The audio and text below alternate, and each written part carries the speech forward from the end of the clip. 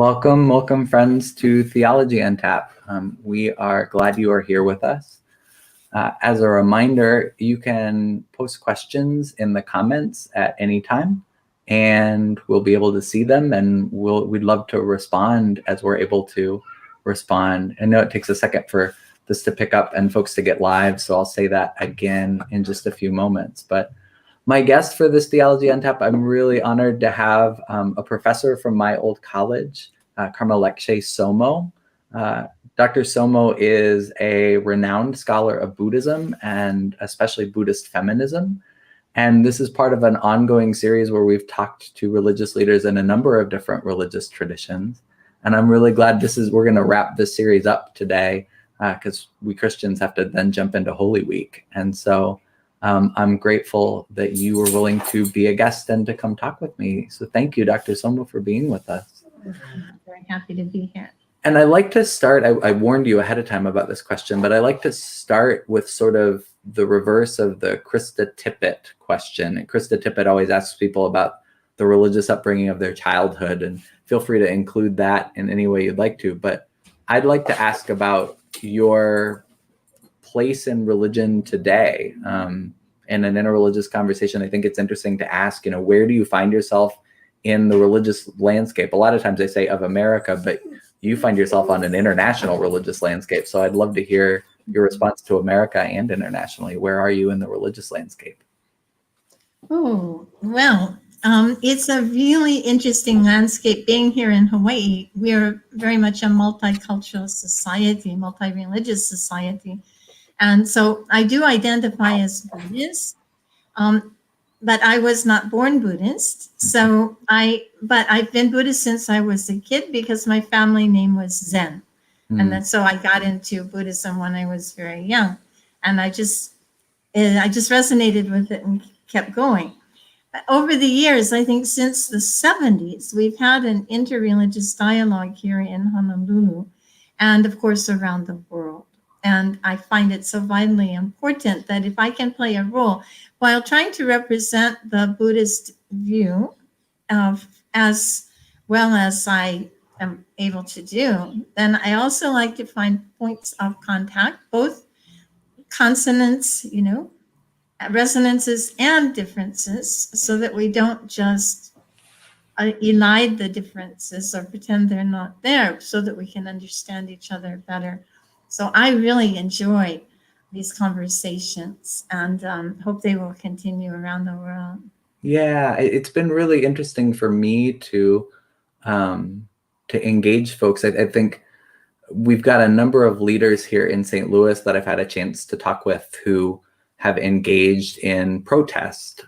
St. Louis has been a locus of the American protest movement over the last 6 years since the killing of Michael Brown. And before even Ferguson, some of my college memories are of you and some of the Catholic sisters and running into you at Iraq War protests. So I wonder if you could say a little bit about what it is as a visibly Buddhist person being on a Catholic campus, what that is like, but also what it means for you and your Buddhist practice to be in such an environment. Mm-hmm. Well, I think that it's really a tribute to the Catholics, at least at the University of San Diego, that they dared to hire a visible Buddhist. Yeah. There are plenty of closet Buddhists around, and I found them since I've been there. But to be visible, to be public about your identification as a Buddhist, trying to be a Buddhist, we could say. I remember one Catholic priest said, trying to be a Christian. Okay, I'm trying to be a Buddhist. Mm-hmm. And they have been very open-minded, especially my department. There's a lot of respect for different perspectives, different points of view. And they've even asked me to lead meditations and give talks in the Immaculata, which is the church on campus. And I've never had anyone breathing down my neck telling me what to teach. Mm-hmm. Someone recommended that I not talk about abortion, but I completely ignored that because I think we have to talk about it. Yeah. And in general, everyone's been very warm and friendly, I must say. And I hope that I've been able to contribute to interreligious understanding through my Buddhism classes and also world religions, death and dying, and other classes. Mm-hmm. I'll never forget listening to you talk about. It was formative for me in terms of the way in which a religious tradition makes certain demands and requirements on us in terms of identity. I remember you talking about, because before you were a nun, you were a surfer, right? Right. And, Right. and will you tell the story about asking your superior about the possibility of still surfing or still swimming? Oh, right. Yes. When I was just about to get ordained, I asked a high Tibetan Lama who was here in Honolulu, starting a center, if I could go swimming after I was a nun. And he said, oh, yes, of course, if you're saving someone's life. And it actually happened one time that I took 2 Tibetans to the beach who told me they knew how to swim. But the second one just dived in and went glub, glub. And I had to dive in and rescue him. So that was, an example of adaptation. You know, how we represent ourselves. People expect us to be so holy and to be, truthful. When I arrived on the campus, I made a pledge not to swear on campus because I was too visible. Yeah. And I tried my best. Most of the time. Not to swear on campus when you're. That's interesting because I think for me, before we went live, you remarked it's the first time for you seeing me in a collar, and I think, when I'm wearing a collar, I become aware of it, but I'm more notice when people catch themselves around me. I don't know if you have that experience too, where they just start apologizing. Yeah, they'll apologize for lighting up a cigarette or saying a swear word or something like that. And sometimes they'll come up and start confessing to in the parking lot about infidelity or, what they'd done in Vietnam or something like that. Wow. And so we do have a responsibility, a role to play. And of course, on the USD campus, there are not that many Buddhists, but sometimes they do come, especially ROTC. Not only Buddhists who are enrolled in that program, but others too who are having some kind of a conflict about their commitment to peace and their commitment to war or whatever. So this is part of it. I do remember when I came down for my interview at USD. Well, actually, I did the interview on the phone. And a priest asked me, would I feel comfortable with so many Christians around? I said, of course, some of my best friends are Christian. And because here in Hawaii, one of my closest friends is a Dominican nun wearing the penguin outfit. And we go everywhere together and have so much fun. And people notice because, they'll sort of click and put us on Instagram or something because this kind of dialogue, friendship, interreligious friendship is also so important. Like many people say they have Black friends, but Black people don't have, the numbers are different, right? So friendship is vitally important too for a peaceful world. Yeah. So I wonder if I can, as an Episcopalian, you were one of the first people, and you said you didn't say this term to me. I must have learned the term later, but who talked about friends of yours that were Buddhist Episcopalians. Yes, that's true. And since we had that conversation, I heard the term Buddhapalian, which, sort of a portmanteau of those two words, which is funny and interesting. But I wonder what you can say from a Buddhist perspective about, I've got a good friend from seminary who wrote his thesis on what he called multiple religious belonging, or folks who are on multiple paths. But from a Buddhist perspective, is there such a thing as a Buddhist Episcopalian? Or what does that mean? Right. Well, it's a common term in religious studies now, dual belonging we hear most often, but multi-religious belonging will also work.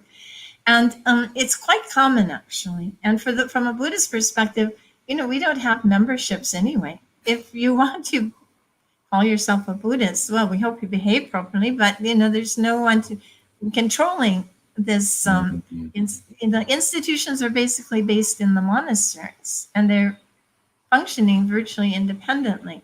So if a person, but more importantly, it's not about the label. The idea is, if there are things in Buddhism that are useful, then please, welcome to take them and learn them and apply them if you like. The Dalai Lama has actually come out saying, don't change your religion. If you're a Christian, be a good Christian. If you're a Muslim, be a good Muslim. If you're a Jew, be a good Jew. But he also says that if there are aspects of Buddhism that are meaningful for you and useful, the ethical guidelines are quite clear and helpful. The meditations are, I think everyone needs to calm down these days, right? So there are lots of good skills that the Buddhists have to offer. The teachings on compassion, everyone talks about compassion, but how do we develop it on a practical level? What are the steps? You see, what are the practices that will make us more compassionate people? So I think this is most important.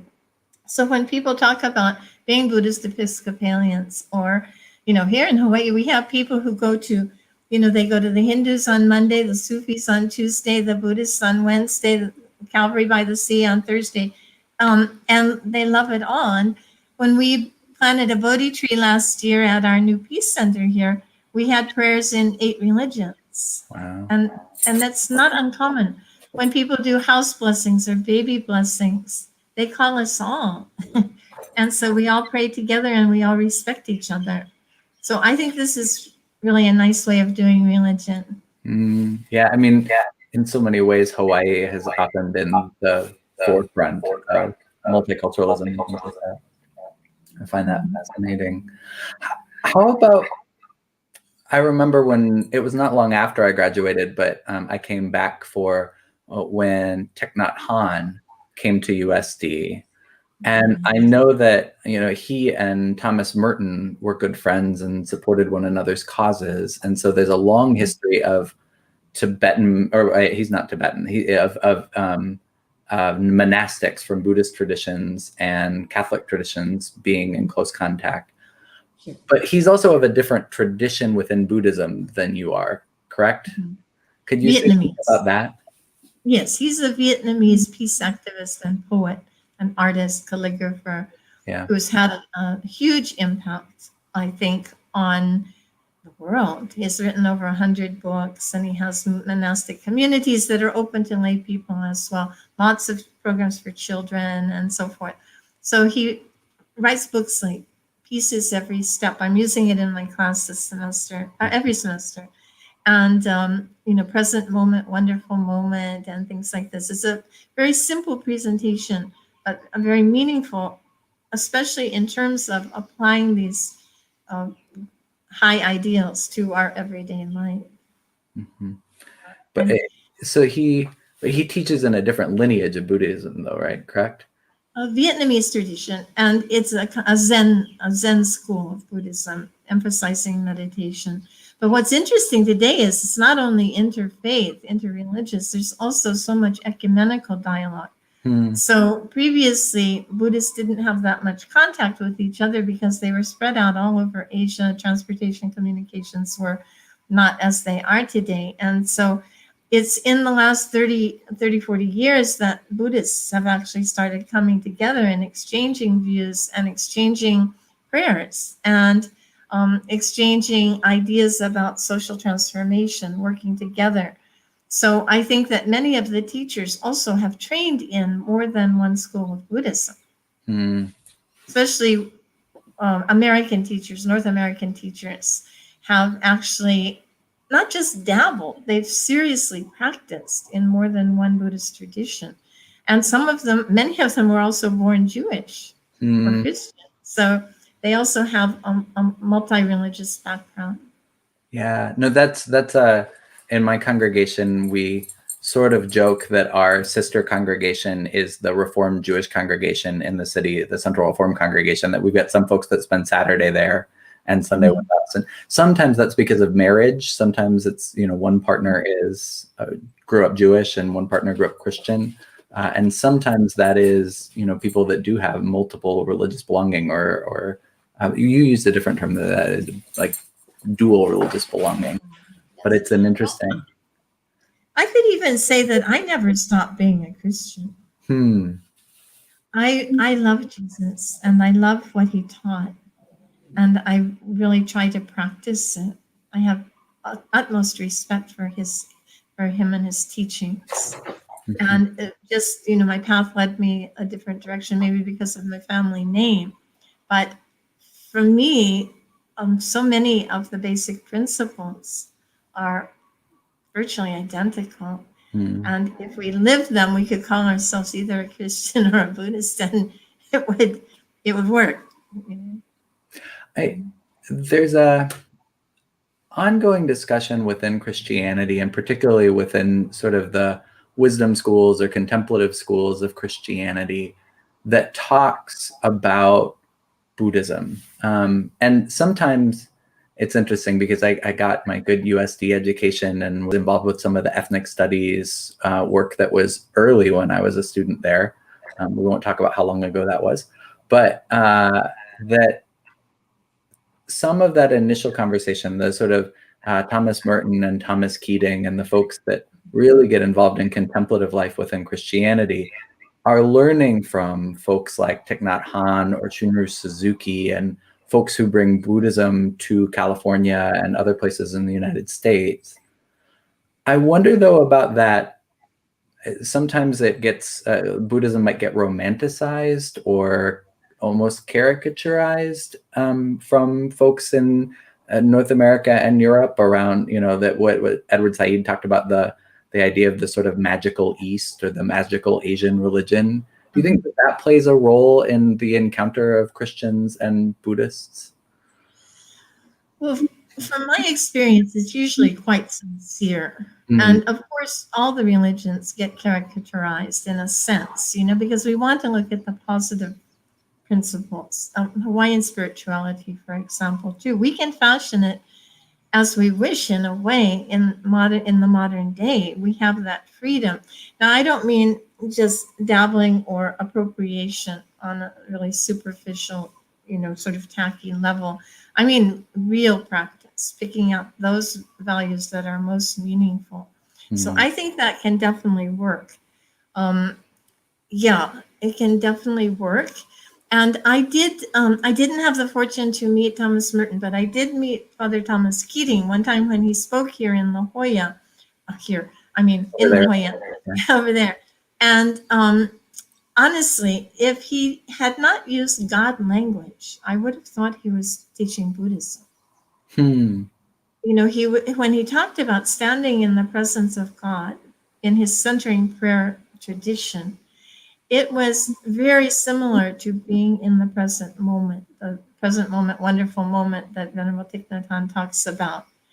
So I was really, really impressed with how he managed to stay within his own tradition. But then we have to realize that he had been engaged in 25 years of contemplative dialogue up in Snowmass, Colorado. And so he had been in an intimate dialogue with Buddhist monastics for many years, and he practiced Buddhist contemplative practices during those years.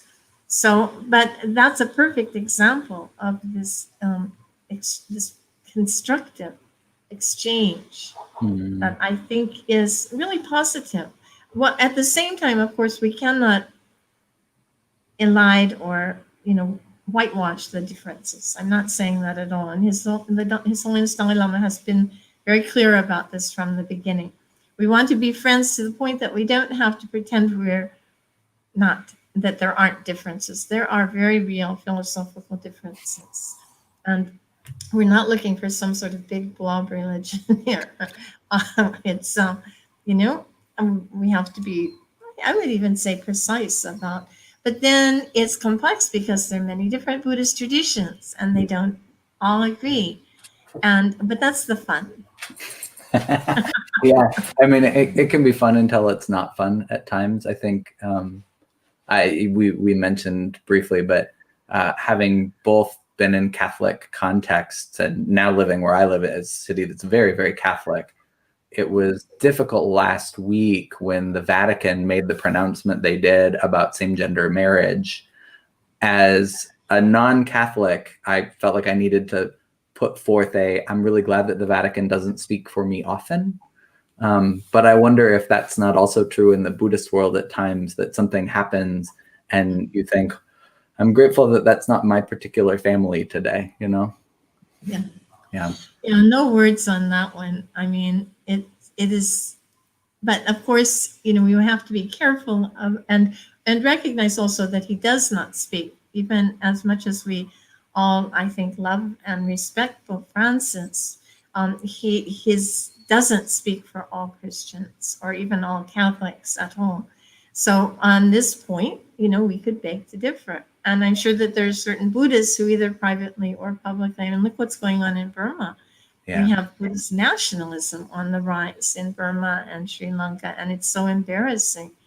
And they're not open to dialogue. I've tried, but it's really disappointing.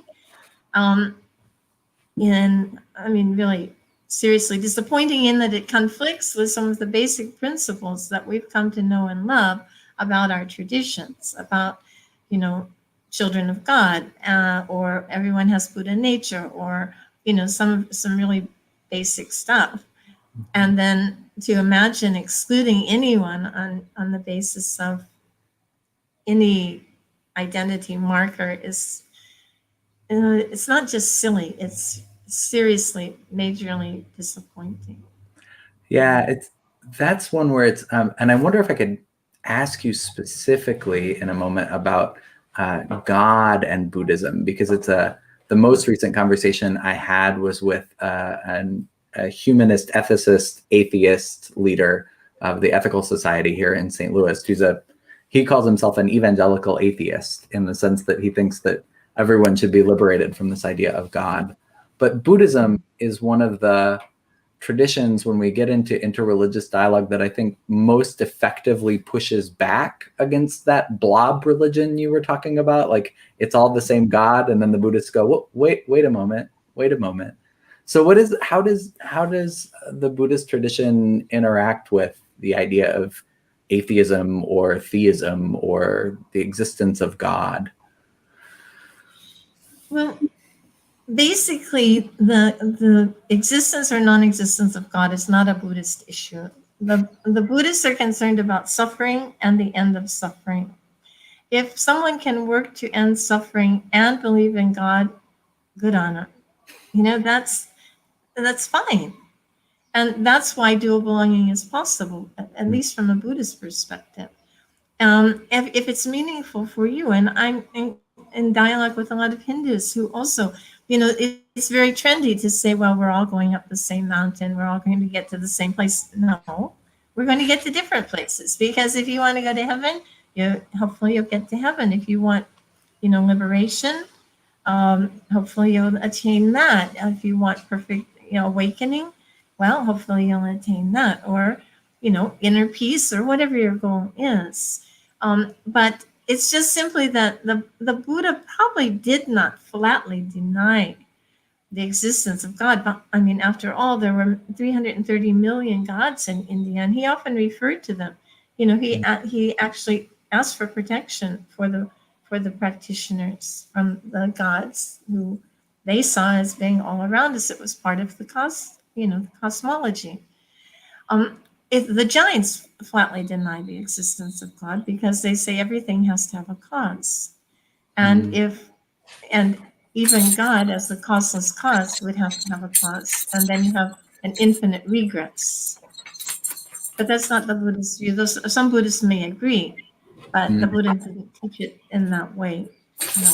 The idea is that we're responsible for taming our minds, purifying our minds, trying to eliminate greed, hatred, and ignorance. Mm. And this is the main thing, to be a more compassionate, wise person. It's really not, the Buddhists are not so concerned about belief, Hmm. in fact, or maybe concerned about action. Yeah, well, and that's something that I've heard a number of, as Christianity encounters the end of its time where it's the assumed religion in a society, right? That there's a lot of going on in the conversation about whether Christianity is reached this new epoch where we can no longer assume that everybody born in Christendom is going to be Christian. There's a lot of identity struggle going on. And one of the more positive conversations I've heard around that has looked at Buddhism and has said, well, one of the reasons why Buddhism may be on the rise in North America and in Western Europe is because it presents itself as a way of life more than as a system of belief. It's not so much you sign on the dotted line that these are your ideas, but that you attempt to, as you said, you try to be a Buddhist. It's about your practices. Right. Could I ask you about the practices that are meaningful for you in your day-to-day, week-to-week life? Yeah, sure. I think that meditation is very important. And of course, there are many different kinds of meditation, sort of an infinite variety of meditation techniques that we can draw from. So I particularly like meditation on breathing, or we can say mindfulness of breathing. It's very basic. And there's also mention of mindfulness of breathing in Christian documents, namely the Philokalia, from what I understand. I haven't read it, but in 4th century document, it seems like at one time they actually did mindfulness of breathing. So then we have lots of meditations on, let's say, loving kindness and compassion. And then we have meditations on the teachings themselves. These would be more like contemplations, more like the Ignatian, sort of reflections, where we actually take a concept such as suffering and reflect on it, true or not true. Law of cause and effect, true or not true. It's the idea is that we don't just swallow it, but we check up through our own experience to see whether some of these ideas make sense or not. And if they make sense, using rational arguments, logical thinking, if they make sense, then we can accept them. But there's no catechism, you see, there's nothing we have to believe. We need to discover for ourselves, the idea of suffering and the elimination of suffering. If by getting rid of anger, we're a more peaceful, happy, and kind person, that speaks for itself. Yeah, that idea of the practice, is itself validating. It is itself shows you what it is. The other tradition from Buddhism that I have found resonates a lot with folks is the tradition of taking refuge, and the idea of rather than just signing up and saying I believe these statements in a creed, but that you need, in a way, that the teaching, the community. That, I mean, as a community leader, I find that an important part of, a lot of times when people say, like, why would I join the church? I will say, well, from the Buddhist tradition of, like taking refuge in a community, it helps. Can you talk about the role of the community in Buddhism and what it means to take refuge? Right. Good question. Well, I think that I agree with you that community is very important. As we see now during the pandemic, people are trying to maintain their meditation practice on their own and finding it quite difficult, frankly. That when you could get together even once a week, or hopefully even every morning, then you have this kind of support system. But when you're on your own, it's just you and the screen, then it's a little bit hard to keep it going. So that's the value of community. Traditionally, the refuge formula is to take refuge in the Buddha, the Buddha's teachings, and the Buddhist community. Early on, that was considered the monastic community because they were the ones who were trained and educated in the teachings of the Buddha. So the idea is that you take the Buddha as a teacher and the Dharma as the teachings, and this is your path to liberation. liberation from all the defilements of the mind, all the mental afflictions, emotional, turmoil, right? And so, and then the community helps support you. So they even use a medical analogy that the Buddha is like the doctor, the Dharma is like the medicine, and the Sangha is like the nurses who help you know how to take the medicine, right? Help you out with that. So, but today it's not only the monastic community. We have lots of lay teachers, some excellent lay teachers also. There have always been lay teachers, but in traditional Buddhist societies, they sort of privilege the monks, male, primarily. And this is all changing today. I'd really like to get into that, because I think you have become, renowned in the circles of Buddhism, specifically for lifting up the voices of women, not just in your scholarship, but in your practice. You've helped found a couple of communities that specifically support the rights of Buddhist nuns. Could you talk a little bit about that work? Well, I didn't know about Paragon or something, but I'm definitely a troublemaker. And it's John Lewis. That's a good thing. Society needs, it's an important job. Somebody's got to do it. In the beginning, to point out that we had a problem here in the Buddhist societies was not really welcome in many venues, and even today, I think there's still a lot of conservative thinkers in the traditions who don't accept women as full participants in the tradition. Fortunately, the Buddha himself admitted women into the Sangha, into the monastic community, starting with his own stepmother, who was his aunt, biological aunt. And by admitting her, and she became a leader who then led thousands and thousands of women to live a spiritual life. And so we can always harken back to the Buddha himself as having started the order of nuns, and of giving teachings to women, and of having affirmed that women have the capability to achieve liberation. And this is very important. So we got off to a really good start. But over the years, and even during the Buddha's time, certain patriarchal patterns continued to arise. One day he even found a nun passed out because she'd given away her lunch to a monk. And he said, no. Nuns also have a right to lunch, So sometimes women internalize these feelings of inferiority or unimportance or lesser capabilities. And that's been part of our work. So we started with, I started with a literacy program in the Himalayas, up in Dharamsala, where the Dalai Lama lives. And that blossomed into a full-time study program, which now has 12 campuses around India, mostly up in very remote Himalayan regions where Buddhism is still very strong. And also one in the village where the Buddha got enlightened. So then we started to discuss and recognize that, in fact, this gender imbalance was not just a problem in the Tibetan tradition, it was a problem in all the Buddhist traditions. And I would include the North American traditions because, if we keep our eyes open, we do see discrimination or bias, everywhere, I could say. But it's certainly improved. By working together, we created an alliance known as Sakyadhita, Daughters of the Buddha.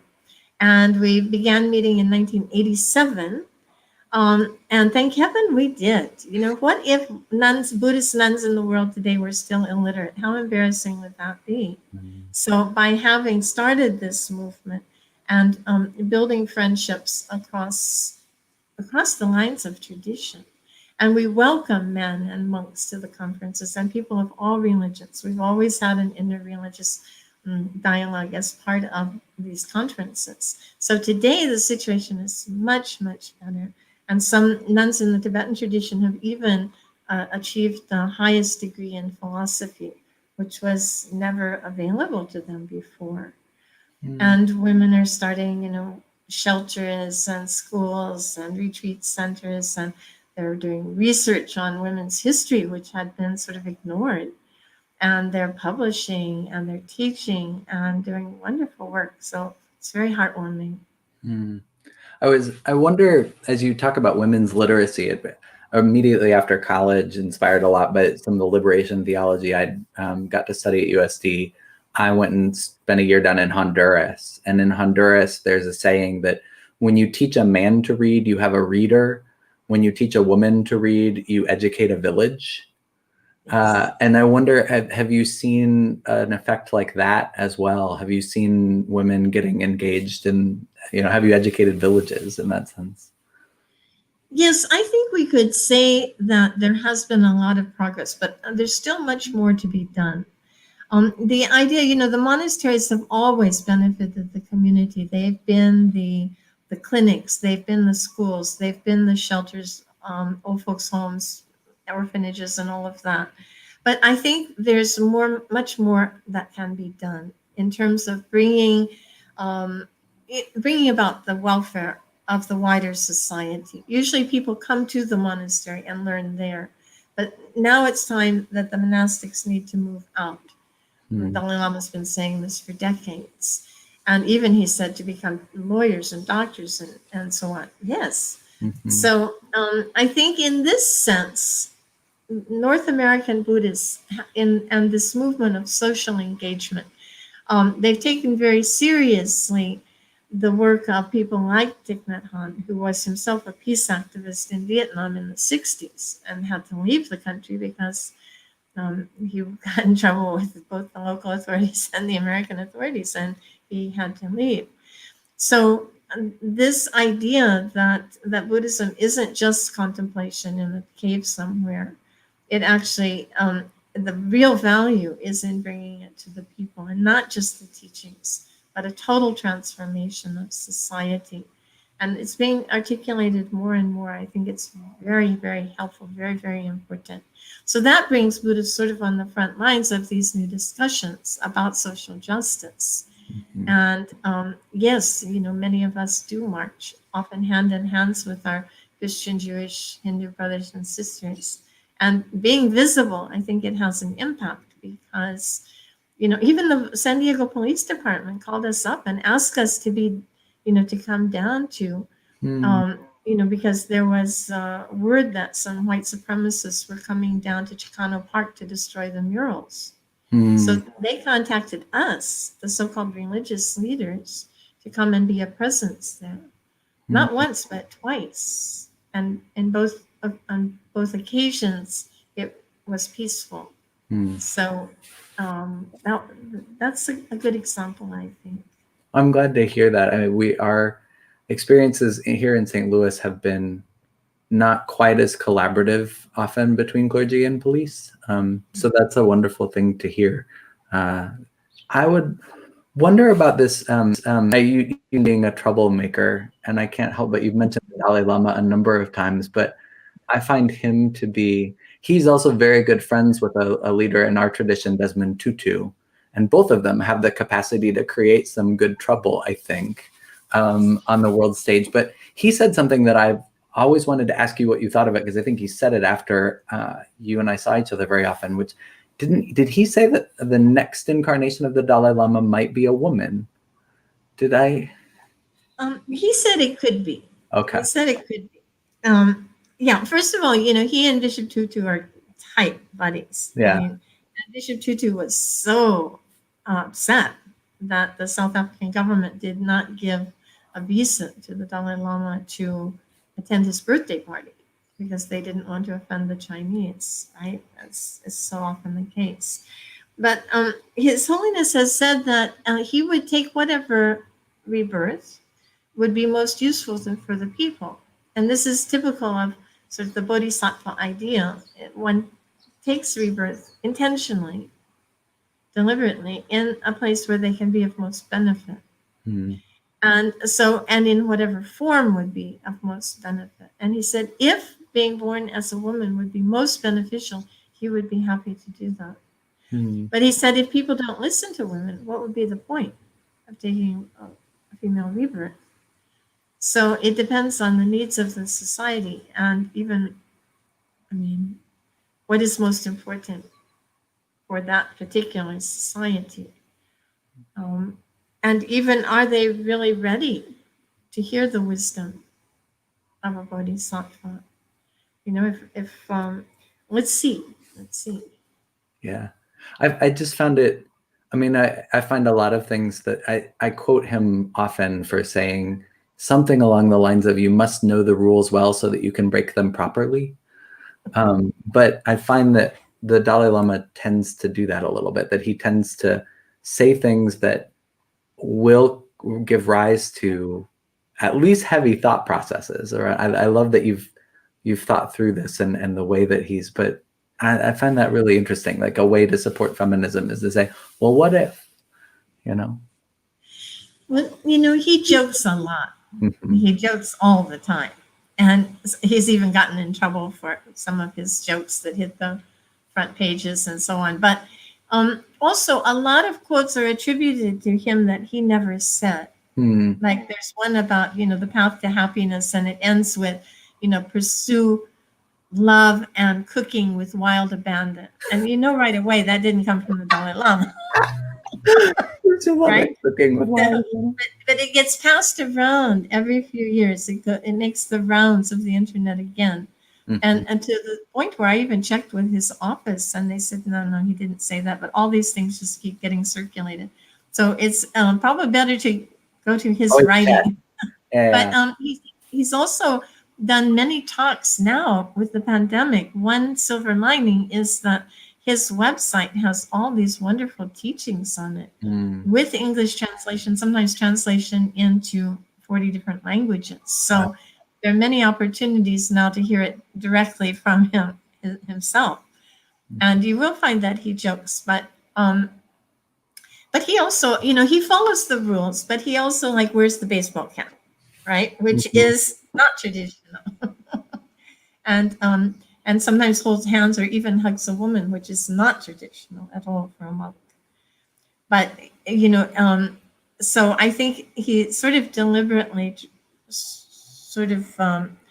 extends the envelope just a bit so that people recognize that he's very human. But, you know, in the 50 years that I've known him, I have never once seen the slightest inkling of self-concern in this person. I mean, he thinks 24/7 about the benefit of others, which is the mark of a bodhisattva. That's the commitment of a bodhisattva, to think only of others. This is very I mean, I know that there are a lot of people that don't know that term bodhisattva. What does bodhisattva translate to? Well, a bodhisattva is someone who's working to become a fully awakened being, namely a Buddha, right? To become a fully awakened being is a huge commitment that takes a long time to achieve. But after achieving, or even as in the state of being a bodhisattva, one's life is completely dedicated to the welfare of others through generosity and, you know, modeling ethics and practicing patience and, you know, joyful effort and contemplation, wisdom, all these practices. They are constantly working for the welfare of others, to try to lift all beings out of suffering. Again, back to this central, you know, aim. The bottom line of Buddhism is to alleviate suffering. It is interesting the way that the resonances come with Christianity. You know, this idea of, you know, when we think about who Jesus was and just his daily encounters with folks, you could map that idea of the bodhisattva, the lack of concern for self, the consistent, he's known as this healer in a very particular way.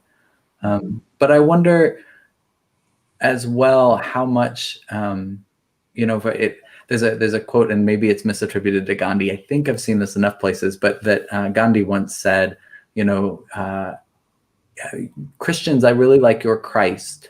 Your Christians are not much like your Christ, right? And I find it interesting that in your own tradition, you've taken a very particular place as a professor and as a teacher and as a nun, and yet you found a way to ask your tradition to be a bit more Buddhist. Is that a fair? I mean, like or a bit like more how the Buddha treated women. Is that a fair assessment? Well, I think we can all try to live up to our ideals, and we can never impose that on others. Basically, we ourselves have to try to live up to those ideals. But I do think that we can point out where there are weaknesses, where there are failings to live up to those ideals. And Jesus and the Buddha both modeled that by reaching out to the poorest of the poor and ministering, you could say ministering, right, to those who needed it the most. Yeah. And working with people of all different backgrounds, including women, right, which was very radical for both of them in the societies in which they were, found themselves. And so I think that in a way, by reminding people of the ways in which these two model figures lived, it's not an explicit criticism. It's just a little reminder that, hey, this is what we're supposed to be about. Shall we try our best? Mm-hmm. So, but now sometimes in cases like violence, this is really hard because power and wealth and violence often go hand in hand, and they're diametrically opposed to the teachings of both traditions. And yet, how do we try to help address this or reverse this? And it's a huge problem. Christian nationalism in the United States, we see where that's going. And Buddhist nationalism, wherever it may be found. These are people who know the tradition, but they're warping it for their own misguided ends. And this is the biggest challenge for both traditions, as I see it. And that's why we need women. That's why we need the help of all our human resources. If we're working on just one cylinder, then we won't have the same impact, the same potential to transform society. If we help to educate and empower women, then we're working on both cylinders, and then we can really move forward. You see, this is my honest view and hope for society. And that's why Christian and Buddhist women and Jewish and Hindu and all the rest working together is so powerful. And that's been happening in many different ways at the Parliament of World Religions and in panels at USD and around the world, where women from different traditions speak in dialogue together about specific issues where women can and must help make changes. Yeah. I think that's a wonderful place to sort of start to bring our conversation to a close. I think amplifying the voices of those whom some of the parts of the tradition have not traditionally amplified helps the tradition be more fully itself. And I love that image of that it helps the tradition be able to encounter the world in a way that the world really needs it right now. I'm always impressed by how when folks of different faith traditions talk about their own tradition, the resonances can really help us to understand. It's not that we're all in one religious tradition together. It's not that we're all climbing the same mountain or whatever metaphor you want to use. I love that, the blob religion. That's a great one. But that there are certain resonances, the way that you speak about the Buddha, the way that you point to the Buddha's interaction with women. It also helps us to see for Christianity that despite all of the buildup over the centuries that we've encountered, that if we're able to look back at the way Jesus worked with women and interacted with women that he absolutely should not have been by the cultural mores of his day, it helps us to get clearer about that. So as always, Dr. Tsomo, it is an honor to get to speak with you. I am going to, in just a few moments, I know that we've got a few folks that are watching or who will watch a little bit later that are going to do dialogue on their own on Zoom or on their own video chat, I will post the questions for that dialogue among your friends together. But I want to finish by saying thank you. It is always a joy to be with you, and thank you for zooming in with us all the way from Hawaii. It's lovely to get a view of the tropics from here in St. Louis, where we're just at the beginning of spring. So nice, wonderful, wonderful. But wonderful So I to hope be we with you. can all work together. And you're not forgetting those who are not religious as well. We need everyone to work together. So thank you for holding these dialogues. So valuable. Thank you. Thank you. And aloha to all of you. Aloha. Be well and happy. Aloha.